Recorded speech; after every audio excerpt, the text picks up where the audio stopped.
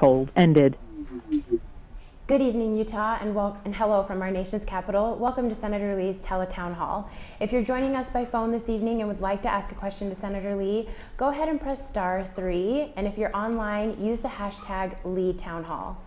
Senator, while we're waiting for more people to join the call on the phone or online, why don't we start by talking about criminal justice? For years now, you've been an advocate of federal sentencing reform, and your efforts have received support from many Utahns, even those who don't necessarily agree with you on everything. Just last week, you received an email from Clay, a resident of Perry in Box Elder County, who leans to the left politically, but applauds your leadership on criminal justice reform. In his email, Clay wrote, "I appreciate the bill you've written to reduce mandatory sentences for certain crimes.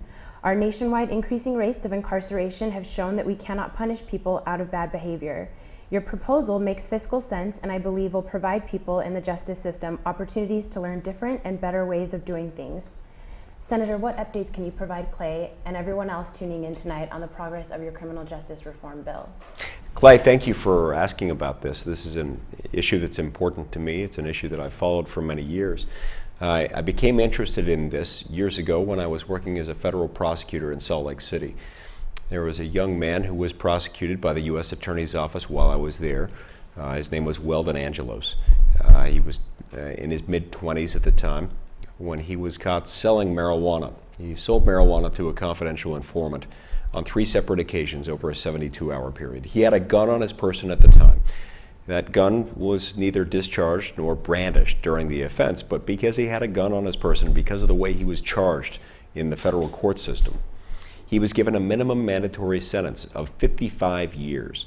Now, that means that if Mr. Angelos, the defendant in that case, serves his entire sentence, he'll be about 80 years old by the time he's released.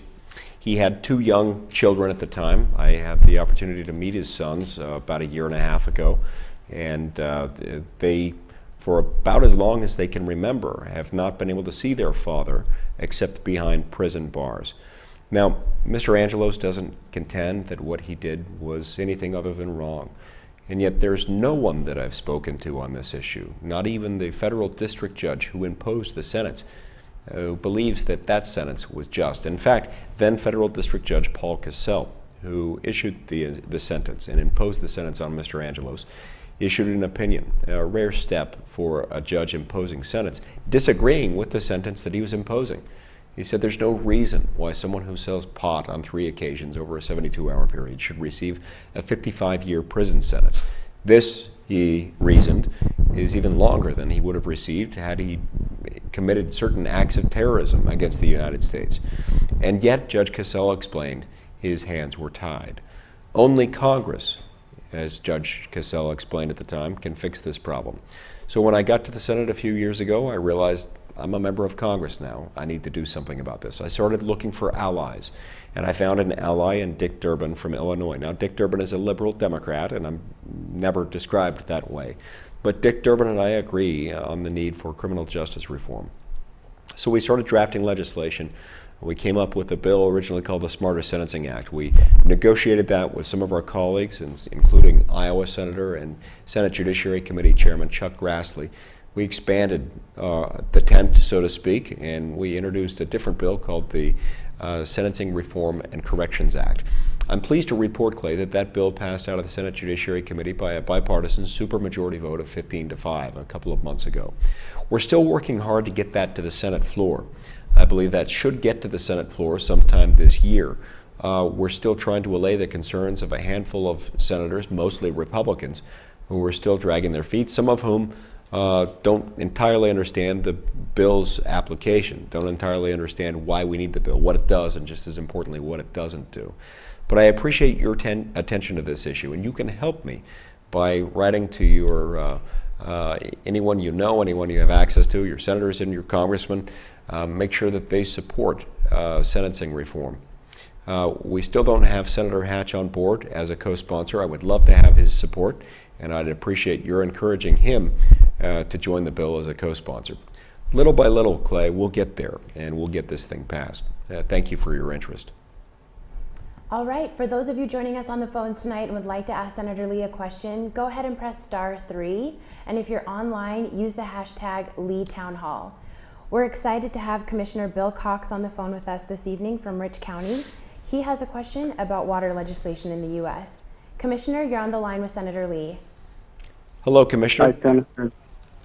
Thanks for this phone call tonight. Can you give us an update of where we are with waters of the U.S. and what we're going to proceed with that, or what your thoughts are about that? Yes, so in recent months, the House and the Senate have both passed legislation to block the enforcement of the Clean Water Rule. But of course, President Obama vetoed that, and that's one of the shortfalls. It's one of the real weaknesses in the Congressional Review Act, which allows for this resolution of disapproval. You see, here's how it works. In a whole host of areas, Congress will pass a law dealing either with clean air or, in this case, clean water, and basically saying we shall have good laws concerning clean air, clean water, or whatever the issue is. And then we delegate to the EPA or to some other federal agency, Army Corps of Engineers or otherwise, the power to make and enforce rules carrying the force of generally applicable federal law that define what that is. And unfortunately, that power gets abused. It's one of the reasons, Commissioner, why I've created the Article 1 project. Article 1 project consists of a group of senators and congressmen who are dedicated to the proposition that one of the Constitution's most important features and one of its most neglected features is the separation of powers. That Article 1, Section 1, Clause 1 gives the power to make law to Congress. Now, the power to make law should be exercised by Congress. It shouldn't be the power to make other lawmakers. You can imagine the chaos that would ensue if instead of passing laws at all, we just said, we shall have good laws, and we hereby delegate to the herewith created Federal Commission on the creation of good laws. And that commission would then make laws and enforce those same laws. This violates some of the most important commands of the Constitution. It also brings to mind one of the great warnings of one of the political philosophers that influenced the Founding Fathers the most, political philosopher Charles de Montesquieu, who explained that, explained several centuries ago that you have tyranny when you give the same person or the same body the power to make and enforce laws, because anyone or anything that will make tyrannical laws will likely enforce those same tyrannical laws in a tyrannical manner. So therein lies the goal of the Article 1 project, to restore the constitutional lawmaking prerogative to the Congress. One of the things that we need to do in order to make more effective our efforts to resist the Clean Water Rule and things like that is to adopt a proposal like the REINS Act. The REINS Act stands for Regulations from the Executive in Need of Scrutiny. What the REINS Act says is that if it became law, anytime there was a new federal regulation, one having a significant economic impact on the U.S. economy, that regulation could not take effect until after both houses of Congress had affirmatively enacted it into law and the President had signed it. That's what we need to do. Without something like that in place, we will continue to have more abuses of executive authority like the one that you've described. Okay, if you're on the phone tonight and would like to ask a question, remember to press *3, and if you're online, please use the hashtag #LeeTownhall. It looks like Councilman Val Potter is on the phone with us, and he has a question about Medicaid expansion. Councilman, you're on the line with Senator Lee. First of all, thanks, Senator, for the attention you've given me over the years with Cache County matters. Appreciate that. My question to you is this. The state of Utah has gone around and round on the Medicaid expansion issue. What is your opinion on the matter, and what should the state of Utah do regarding the question of funding Medicaid expansion? Well, thank you, Councilman, for your interest in this issue. It's an important one. You know, the expansion of Medicaid, prescribed and encouraged by Obamacare, has the potential to put a tremendous, some might say perhaps impossible burden on the states and on their budgets. But the real scandal, I think, is that Medicaid tends to trap low-income Americans in a sort of second-rate or third-rate healthcare system, one that often has little or no positive impact on their actual health and well-being. A mountain of research suggests that Medicaid has consistently failed to provide meaningful care to our most vulnerable populations. And so expanding this fairly broken and very flawed system to include even more people could stand the risk of even making that problem worse. Now, all of that said, to the extent that it's an issue being considered by the Utah State Legislature, is for the state legislature. I try to make a point as a federal lawmaker not to tell state lawmakers how to do their jobs. That ultimately is up to them. But I will say this, Councilman, I don't like Obamacare. I think Obamacare has made health care less affordable and less accessible to the American people. It's taken away a lot of discretion on the part of patients. Patients should be making their own health care decisions in consultation with their doctors, and those decisions should not be made by government bureaucrats in Washington. The more we expand Medicaid, the more we feed into the machine that is Obamacare, the more a lot of people will end up suffering. And so Obamacare as a whole is something that concerns me very much, and that's why I've fought very hard to bring about its repeal. And it's why I will continue to support efforts to repeal it and ultimately to replace it with free market reforms that will put in place a healthcare system that's far more free market oriented than the pre-Obamacare status quo. A system that will ultimately restore the medical decision making to patients in consultation with their doctors rather than government bureaucrats in Washington. All right, just a reminder, if you're on the phone this evening and would like to ask a question to Senator Lee, go ahead and press *3. And if you're online, use the hashtag #LeeTownHall. Next, we have a question from Mountain Crest High School in Cache County. The question was submitted by the students of Julie Major's AP Government class, and we hear they're watching by video tonight. Senator, the students would like to know your views on the Electoral College. Do you think it needs to be amended to make it more democratic and representative of the people's choice rather than the state-based winner-take-all system that was adopted by the framers? Okay, that's a great question. I'm glad that you're thinking about this as students. This is an issue that I've thought a lot about ever since I was in school, and I'm glad you're thinking about it as well.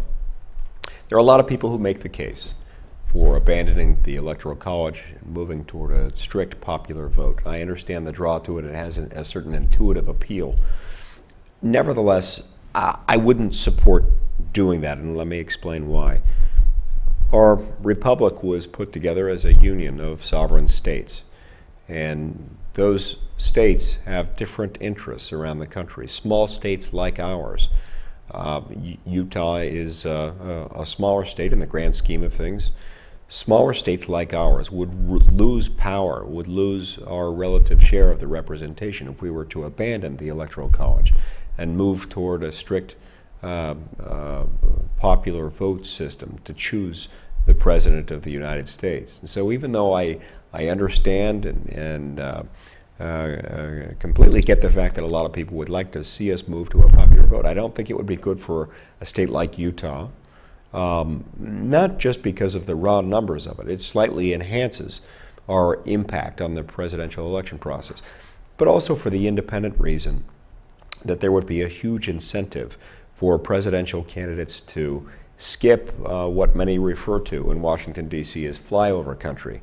They'd spend a disproportionate share of their time campaigning in major population hubs, places like New York, Los Angeles, Chicago, Dallas, Houston, and other major metropolitan areas, and the rest of us would become sort of flyover country. We would be neglected far more than we are now. So that's why I think the Founding Fathers probably had it right when they put together the Electoral College. Now, I will say most of the time, nearly all of the time, the Electoral College comes out the same way as the popular vote. Once in a while, that's different. But again, it's there for a reason, and it's there to make sure that even small states like ours are fairly represented in the selection of our president. Okay, if you're on the phones and would like to ask a question, go ahead and press *3, and if you're online, use the hashtag #LeeTownHall. We're going to go to Box Elder next, where Commissioner Summers has a question about medical marijuana. Commissioner, you're on the line with Senator Lee. Thanks, Senator Lee. We appreciate you coming to our Republican dinner the other night. You The bet. I thing that enjoyed I'm- that. Thank you. The thing that I'm wondering about is the declassification of marijuana when it comes to cannabis and being able to do that in medical form or research form, and why we haven't done that as a federal level, even though most of the states are actually legalizing it now. Okay, yeah, thanks for your question, Commissioner. So I'm a co-sponsor of the Therapeutic Hemp Medical Access Act, which has been introduced by my colleague from Colorado in the United States Senate, Senator Cory Gardner. That bill would exclude cannabidiol, or CBD, that has less than 0.3% of THC from the federal definition of marijuana under the Controlled Substances Act. Now, Representative Perry introduced a companion bill in the House that's called Charlotte's Web Medical Access Act of 2015, which is also the common name of Utah's 2014 law that allows individuals suffering from intractable epileptic disorders to legally possess and use CBD oils if certified to do so by their neurologist. Now, CBD is an oil that has very low levels of THC, the active ingredient in marijuana that is said to have many of the addictive properties, less than 0.3% that can be extracted from the marijuana plant. And researchers tend to believe that CBD could be a life-changing option for patients with intractable epileptic disorders. There are no known side effects of CBD, but it's difficult for scientists to study it inside the United States because of the fact that the oil remains classified as a Schedule I controlled substance. And as you're probably aware, that if something is a Schedule I controlled substance, you just can't have it, you can't use it, you can't prescribe it. It's just plain illegal. Schedule I tends to apply where there is a high abuse potential, significant risks, and no federally recognized medical use. And given that there are medical uses for CBD and no proven significant risks, I think CBD should not be listed as a Schedule I drug. So I think this is an important first step, and I understand that there are some people who think that we ought to be going farther than this, and that could happen at some point. This is where I'm willing to go at this point, even though I know that some would advocate taking it farther. I want to take this one step at a time and make sure that we don't get ahead of the science on it. Okay, we have time for one more question tonight. We're going to go to Logan, where Tanya has a question about education. Tanya, you're on the line with Senator Lee. Hi, Senator. Thank you so much for doing these kind of meetings. I appreciate you taking your time to do that. Thank you, Tanya. As a mother of 6 children in the public school system, I have very serious concerns about the federal government's encroachment on education, particularly with Common Core. I've seen what it's doing in the classrooms and to my small children who've gone from loving school to hating it. And I just want to know what your feelings are about Common Core and how, what steps you're taking in your position to see that the states remain in control of education. Tanya, thanks for your question. I couldn't agree more that there's been unlawful and unwise and unsound encroachment by the federal government into primary and secondary education. I believe that public education is best managed at the most local level. It ought to be managed by teachers in consultation with parents, and where appropriate, state and local education officials and government officials. Certainly not from Washington, D.C. I mean, look, it's one thing if you want to involve Congress or some federal agency in the management of a public education system in the District of Columbia, on a U.S. military base, in a U.S. territory or something like that. It's quite another to be doing that within the boundaries of a sovereign state. And that is not what Congress is there for. That is not the prerogative of the federal government. We need to keep that out. That's why I've fought efforts to expand the federal role We had legislation that was put forward a few months ago that I believed would have expanded the federal footprint, and in fact does. It was passed. It was passed against my dissenting vote. But I did my best to educate my colleagues in Congress about that legislation and voted against it on that basis. With respect to Common Core specifically, the reason I'm so opposed to Common Core has everything to do with the fact that this has been a program that has been used by the U.S. Department of Education as sort of a cudgel to force the states to adopt a set of standards with the understanding that if they don't adopt those standards, they might lose some of their federal funding. And I think this is a huge problem. I'll continue to fight that every opportunity I get. And it's, again, one of the reasons why I voted against that legislation that came up in front of the Senate just a few months ago. But again, we've got to keep education policy decisions at the local level, at most at the state level, never at the federal level. Okay, we want to thank everyone that was able to join us tonight. Senator, I'm going to go ahead and turn the time over to you as we close, and maybe you could talk a little bit about the upcoming state work period. Great. Thank you very much, Linda, and thanks to all of you for joining us. It's a pleasure to have you join me for this discussion tonight. I want to announce, first of all, that on Friday I'll be hosting a Solutions Summit, a roundtable in Brigham City for businesses in northern Utah. If you'd like more information on that, you can go to my website at lee.senate.gov. I also want to invite each and every one of you to reach out to me and to my staff anytime we can be of help to you. I've got a very good staff, one of the best staffs in the United States Senate, staff consisting of men and women who have a lot of experience interacting with federal agencies. If ever you have a problem with a federal agency or with some aspect of federal law, we'd love to try to help you out. You can reach us at our office at 202-224-5444, or you can reach us in our Salt Lake office at 801-524-5933. I want to express to each and every one of you that notwithstanding the fact that we live in a time of great difficulty, we also live in a land of promise. We live in a land that has been free and prosperous, not because of who we are, but because of what we do. We as Americans choose freedom. To the extent that we follow this call of freedom, to the extent that we follow the Constitution and that we respect the boundaries that have been set up as a protection for the American people against the overreach of government, we have prospered.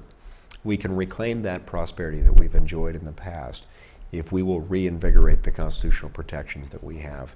This applies to all of us, rich and poor, old and young, black and white, and it applies to all of us regardless of whether we'd call ourselves liberals or conservatives, Republicans or Democrats. So to those of you who agree, I'd invite you to join me in this cause, to help spread the cause of freedom, spread the cause of constitutionally limited government. It's the best anti-poverty mechanism the world has ever known, as we invite individuals to participate in free market economies and in voluntary institutions of civil society, made possible by the freedom guaranteed by the United States Constitution. We allow more people to exit poverty, and we help expand America's middle class. Thank you for joining me this evening. May God bless the state of Utah, and may God bless the United States of America.